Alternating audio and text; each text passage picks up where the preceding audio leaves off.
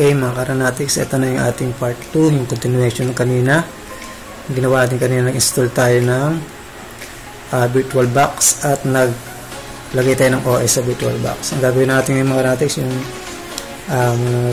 install tayo ng SQL 2017 na ilalagay natin mga karanatics, kasi ang file ko is 4 class na back file siya, hindi siya clean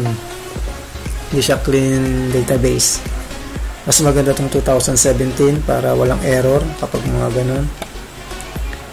Syempre kailangan yung mga karanatics ay i-off natin yung firewall.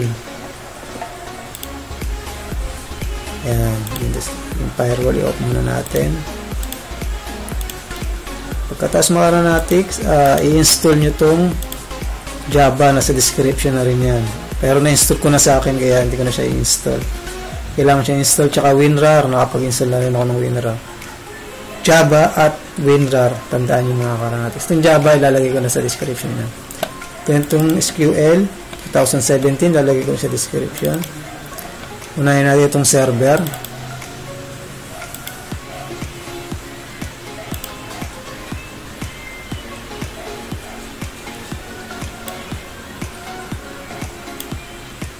Ayan, mag-i-install pa yan, mag-download pa yan mga karanatics, medyo matagal ng konti. Ang gagawin yung mga karanatics, custom tayo, sa custom na ilalagay. Then, install. Yan yung ita-download niya. Medyo mabilis din naman yan eh. Pa-post ko muna mga karanatics. Sa 2017 kasi mga karanatics, kailangan natin disable agad yung firewall, tsaka i-install natin itong Java na requirements na para dito. Hindi yan yung latest para requirements, para wala talagang error sa SQL server.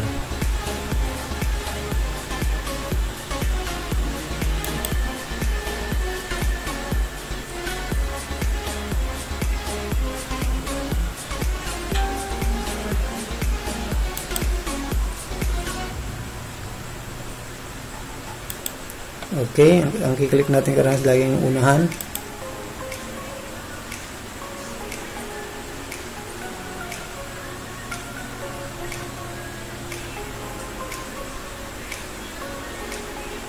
Accept, the next.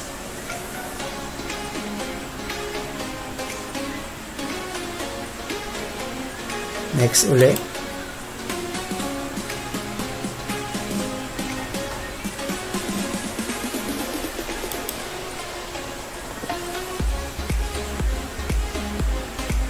Select all lang mga karanatics, select all, then next.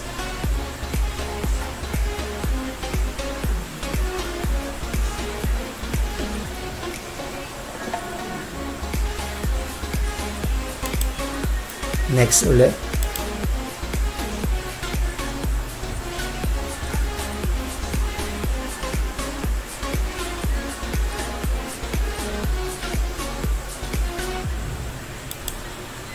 Then next. Next.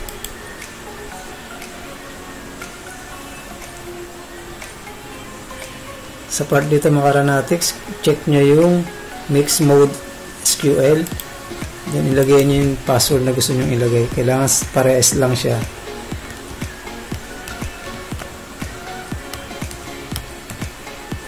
Same na same lang kailangan.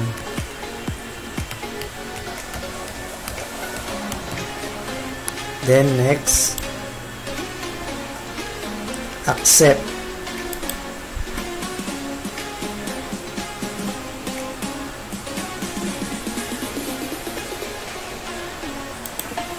Then next,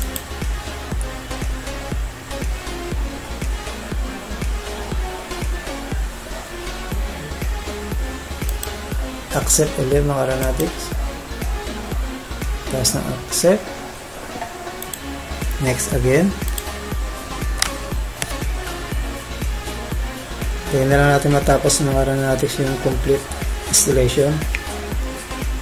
Medyo mahaba-haba yan, kaya medyo mag-pause muna tayo.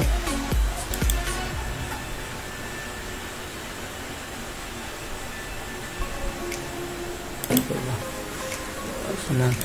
Malapit na makaranatics, konting tiis na lang. Sa mga palang nag-chat sa akin na hindi ko sila maasikaso, masagot, pagpasensya nyo na talaga dahil sobrang busy. Kumbaga meron tayong sinesetup, bago nagtatanong kayo, baka magulo ko yung ating sinesetup, kaya ang payo ko na lang, marami ng mga group dyan na pwede nyo pagtanungan kung hindi ako pwede, kaya pasensya talaga. Medyo konting pasensya lang tayo, makaroon natin talagang mahabang installation yan, yung dulo, bago siya makomplete. Akala nyo lang na tumigil na, pero matagal talaga. Okay, tapos na rin makaroon natin yung installation niya, complete na. Close na natin to, tsaka to dito tayo sa management studio. Kapag nagingin siya pang mga karanas ng requirements na restart, i-restart nyo lang. Kung ano yung hinahanap, susundin nyo lang.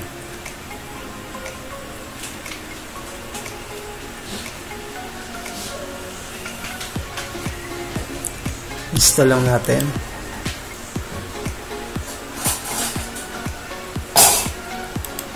Hintayin natin matapos itong installation.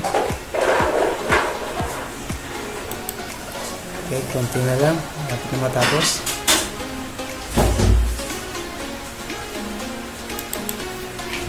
Okay, mga aeronautics, lumabas ng restart. Restart natin.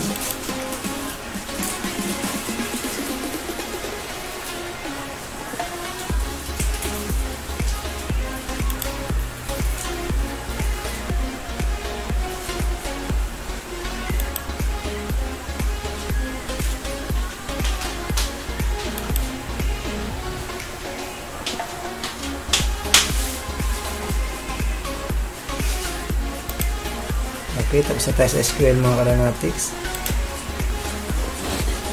Kunin natin itong ito yung backup ko dating SQL database. Ito lang tayo kukuha. Yung last backup. Tayo sa drive C, program files, Microsoft SQL Server, then sa backup.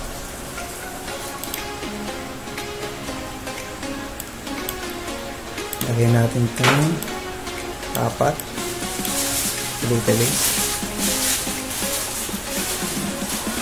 Okay, close na natin parehas. Buksan natin yung SQL natin, Management Studio, span natin, and then yan na lang natin siya, pin to start. Ayan, i-click na lang natin.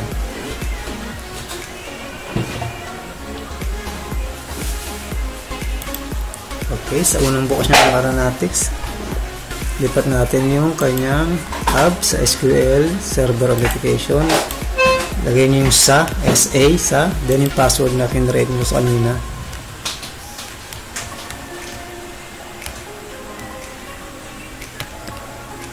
Then remember lang natin.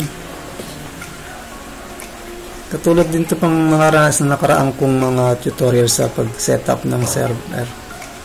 Sa database lang lagi, restore database. Bago sa device, then sa folder, add, then sa run game. Kung ano yung ginawa nyo sa una, gawin din hanggang sa pang-4. Kasi aeronautics kung gagawin nyo sa SQL 2014, error yan mga backfile. Kailangan sa 2014 kasi, yung mga clean files ang kailangan ng database. Kung okay siya, wala siyang error. Add lang tayo, gano'n lang ng gano'n, restore lang ng restore. Paano yung una, pangalawa, pangatlo, pang-4. Parehas lang siya.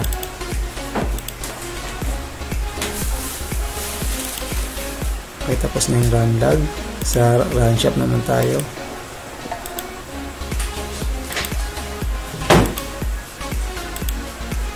Sa run shop. Then yung huli sa run user.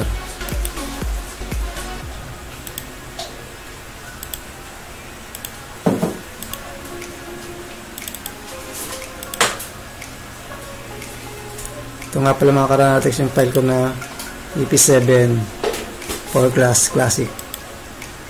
And then open tayo, connect, panibago database engine. Copy natin tong server name, then cancel na natin. Lagay na natin sa text file.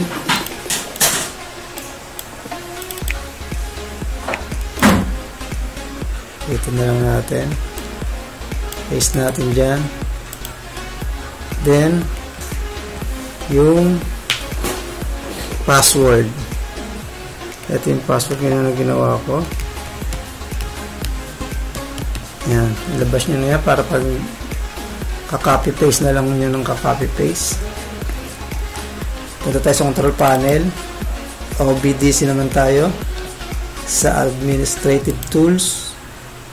Then dito sa ODBC 64-bit, then mag-add lang tayo. Tanggalin natin mga ibang nakalagay. Yan, mag-add lang tayo. Dito lang kayo mag-click sa SQL Server Native Client 11.0. Double click natin to. Then una, run game 1. Kung ano rin ginawa nyo dito, same na sa una, pangatlo. Sa run game 1, run log, run shop, and run user. Bago copy natin tong server name, para copy paste na lang tayo ng copy paste. Paste natin sa server. Then next, click natin itong with SQL, lagyan natin yung sa, then yung password. Next, then sa change default, hanapin natin run game 1. Yan. Next lang natin, finish. Okay, sa susunod, ganoon din. Run shop, run lang naman. Add.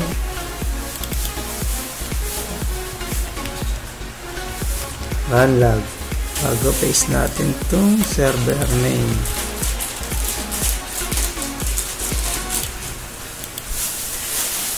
Ganun lang yan. Sunod-sunod lang yan. Huwag lang kayong i-skip sa video para hindi nyo ma-miss yung mga ginagawa ko.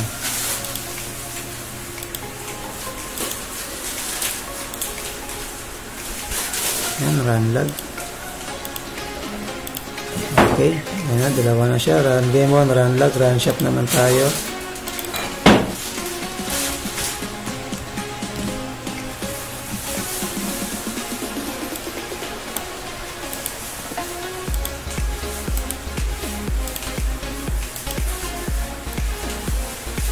Ganun lang ang ganun.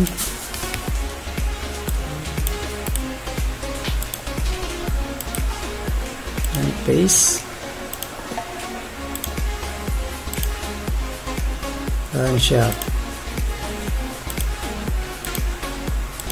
Last one. Run user.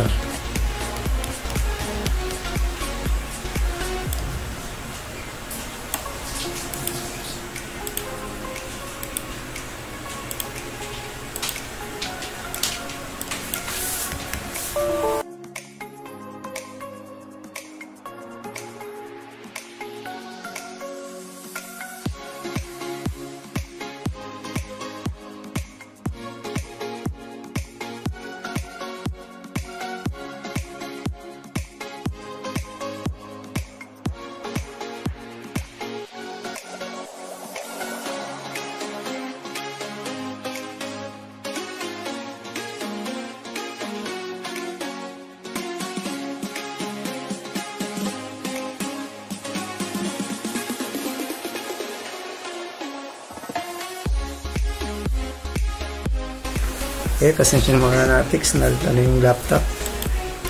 Kaya paste nyo lang din to.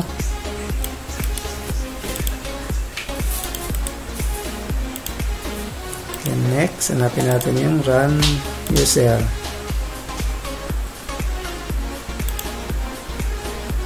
Next lang natin, then finish.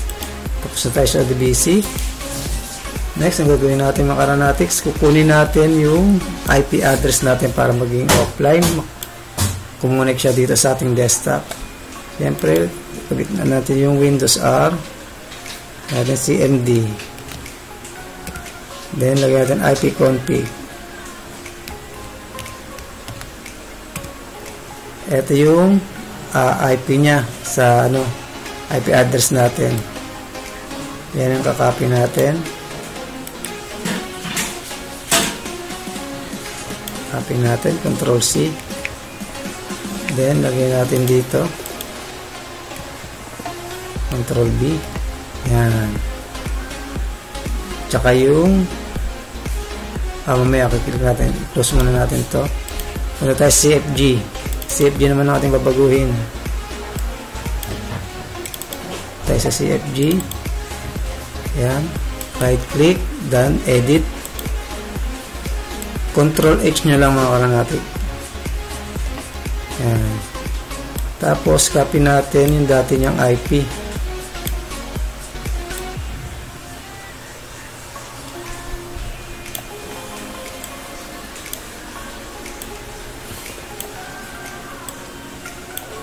Nasa baba. Ito yung IP niya. Copy natin. Lagyan natin sa taas. Then copy natin yung IP na bago. Yung IP natin sa natin. Paste natin, then match case, check, then replace all. Yan. Then X lang natin. Sabay save. Field server naman tayo. Ctrl H. Nandiyan na yan. Replace na lang tayo ng replace. Then save. Agent. Ctrl H ulit. Then replace. Save. Then dash. Ctrl H. Replace. Then save. Ngayon kukunin naman natin yung password. Palitan natin yung password nito. Yung password niya ay ito. Ctrl H natin. Copy natin yung dating password.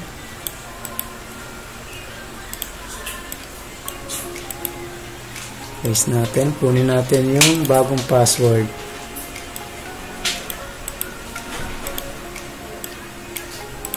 Then paste natin. Replace all lang. Exit and save. Ganun yan hanggang matapos. Puro ganun lang gagawin natin. Ctrl H. Replace all. Exit and save. Hanggang matapos natin yung pang-apat. Save lang natin ang save. Ctrl H. And replace. Okay, tapos na natin mga karanatics itong CFG. Punta naman tayo sa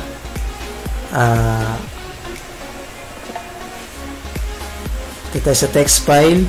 Click natin yung text file. Tayo sa param. Yan, edit natin yung IP ng param. Dito lang mga karanatics sa una na to. Copy natin yung IP natin. Then, i-paste natin dito. Ctrl B. Yan. Pag na-paste na natin mga karanatics, save lang natin. Then, exit na tayo. Kakunin natin ito mga karanatics itong param. Ilalagay natin doon sa desktop natin kasi doon tayo maglalaro. Copy natin. Punta tayo sa download na kanina. Ito yung gawin natin client. Tatanggalin nyo na lang yung mga tools dyan para okay na siya. Then paste natin. Okay, close natin. Gagawin natin mga karanatics ay open natin yung server. Tingnan natin kung walang error. Tingnan natin malalaman yung walang error. Tingnan tayo sa session. Siya nga pala mga karanatics, meron tayo, itong kasing 4 class ko, meron siyang backtrack. Kaya kailangan natin i-download yung backtrack. Saglit lang mga karanatics, kukunin ko lang yung backtrack. Okay, hanapin natin yung backtrack.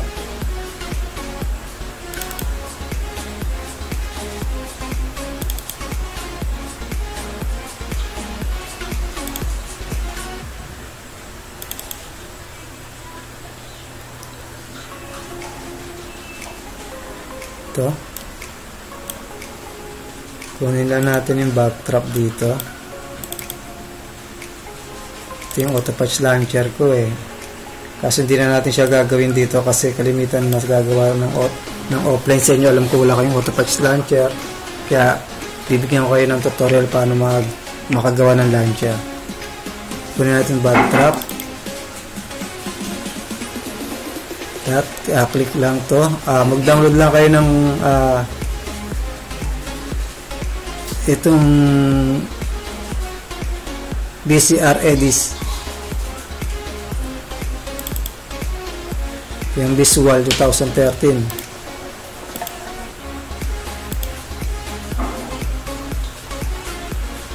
Parehas natin ilagay.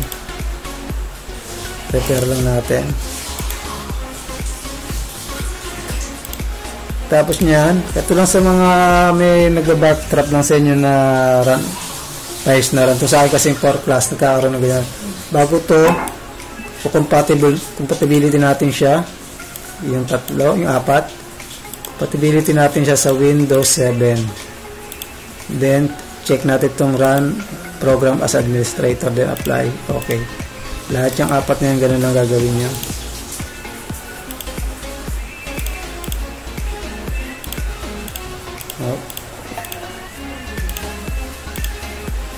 Then agent,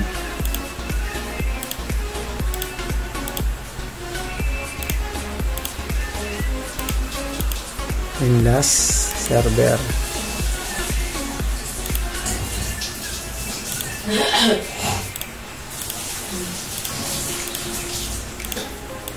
Okay, tingnan natin mga Ranatics, i-run na natin, pero ang gagawin nyo pa rin is run as admin pa rin.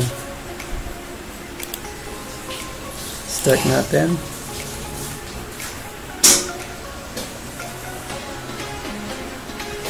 Okay. Tayo sa field.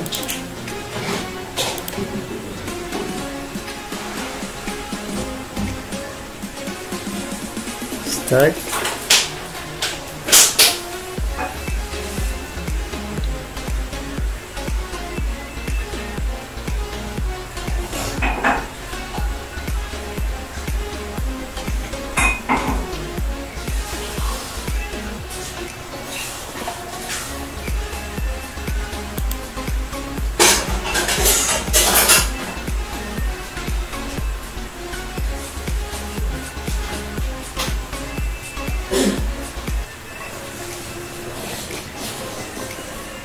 Pag ganyan mga Ranatics, good yan. Good yung ating setup.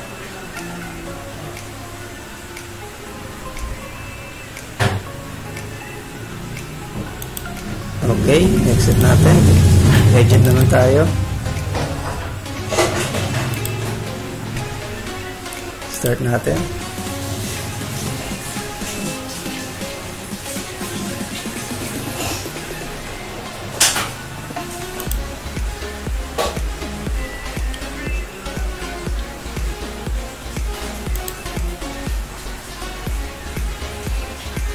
Okay, good din siya.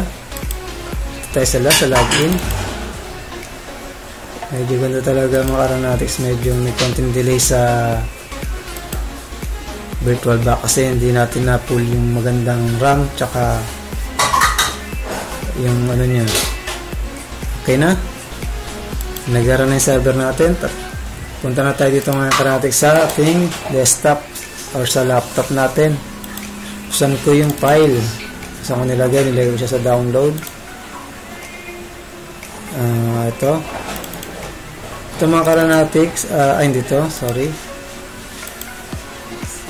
Ba na ilagay siya.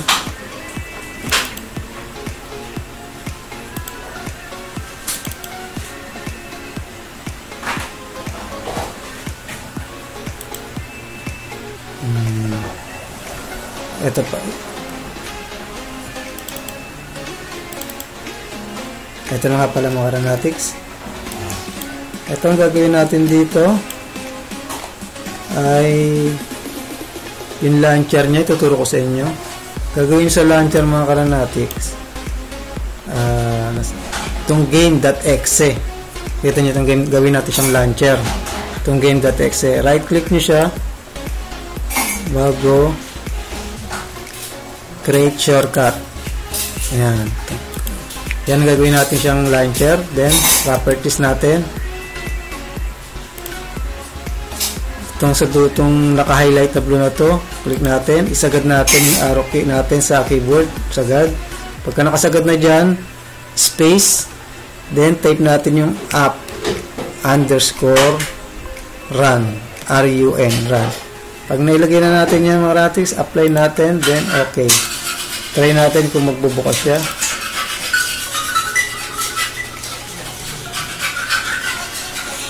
Ayan na.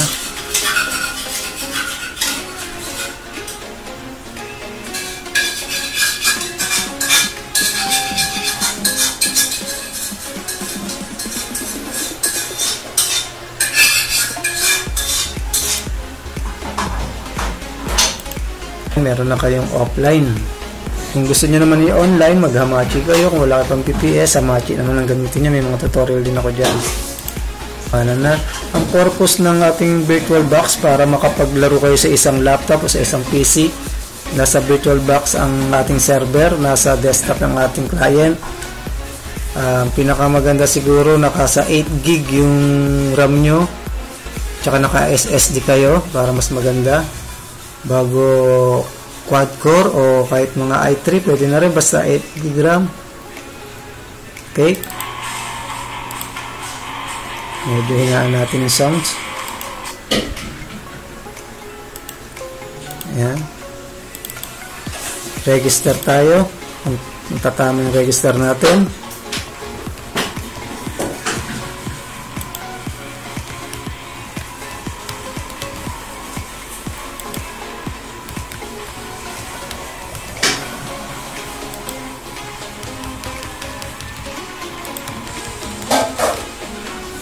Daw ang pin code natin. Maaaring password nyo na rin yung pin code nyo. Ayan, normal na. Then yung email, kahit ano-ano na lang. Then lagyan na natin yung hindi ko mabasa, ang liit. Medyo malabo na ang ating mata.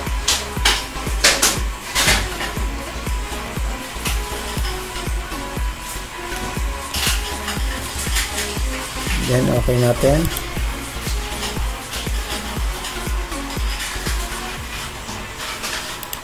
Kaya nakapasok na tayo, nakapag-register na. And then medyo nagalag lang siya kasi sa internet namin. Nag-create na tayo.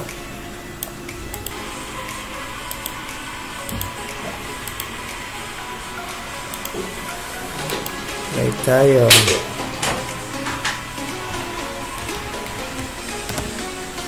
Okay. Confirm. Ayan. Try tayo. Mukhang hindi siya nakaka-create. Mukhang meron na yun sa aking database kasi may laman yung database eh.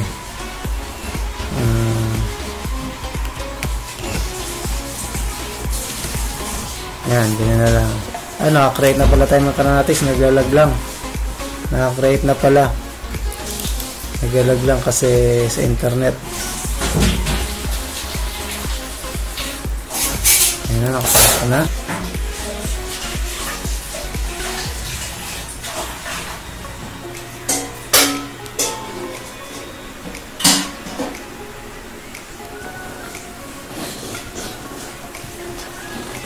Ayan, pumasok na ako sa market na Kananatics. Hindi ko na napakita sa inyo kanina kung paano na-insert yung mga laman niya.